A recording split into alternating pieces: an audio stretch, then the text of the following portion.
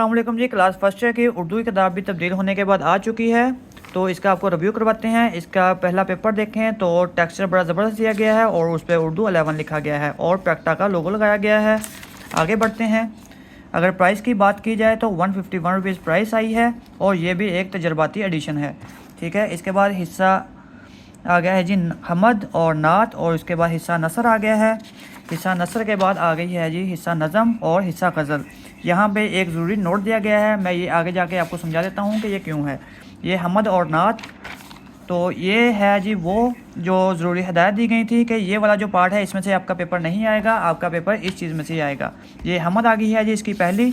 ठीक है, कि किसका निज़ाम रहनुमा है उफ़क उफ़क, किसका दवाम गूंज रहा है उफ़क उफ़क, तो ये हफीज़ सईद की लिखी गई है। इसके बाद ये आ गई है जी नात। ठीक है, उसके बाद आगे बढ़ते हैं। हिस्सा नसर आ चुका है, ये आपका आ गया है जी पहला सबक।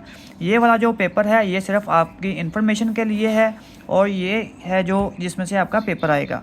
तो अखलाक नबवी पहला इसका सबक आ गया है। इस तरह से आपकी मुकम्मल बुक है। आपको ये हमारी आज की वीडियो कैसी लगी कमेंट बॉक्स में ज़रूर बताइएगा। वीडियो को लाइक शेयर और सब्सक्राइब करना हरगिज़ मत भूलिए। अल्लाह हाफिज़।